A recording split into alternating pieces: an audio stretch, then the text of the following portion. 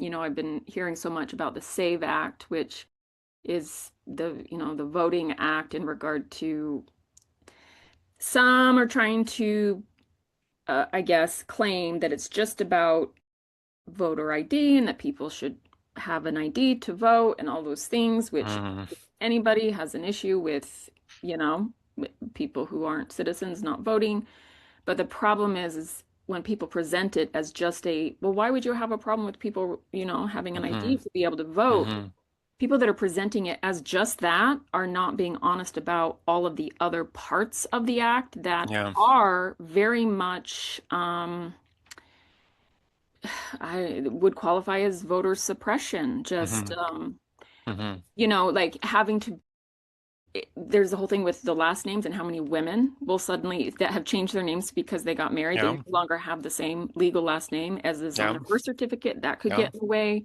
Yeah. Um, The there's thousands of people who have changed their names legally for a variety of reasons.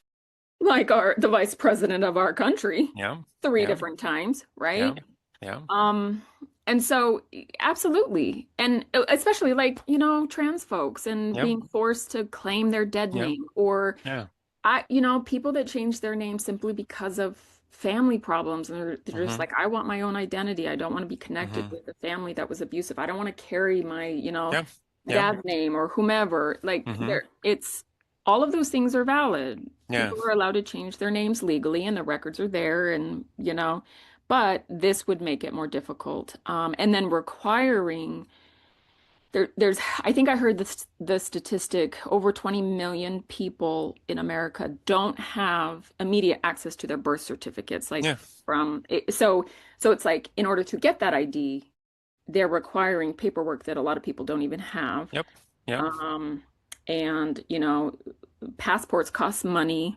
And so then it quickly turns into a poll tax. And so hmm people that don't have any extra money month to month suddenly and then I just think about the people that are currently registered to vote. Their lives are very difficult and they care and they want to be able to show up and vote, having to jump through all of these hoops to re-register, especially when they're proposing that in certain areas or under certain conditions that states should unregister people from voting, so Yeah. then people think they're registered and then they're not. And they're not. Yeah. There's so much in this SAVE Act that is so problematic and has nothing to do with just people having voter IDs. hmm If it was just that, and if states had ways of providing that ID to every citizen free of charge, in a timely manner, so they had it way before any, election where it would be required, hmm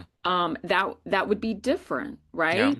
But Yeah. that's not what the SAVE Act is. And so if anybody tells you that that's what it is, that Yeah. it's just about having ID and why wouldn't we want to require ID? You have to have ID to buy alcohol, you have to have ID to whatever. It isn't just that. And so it's very problematic.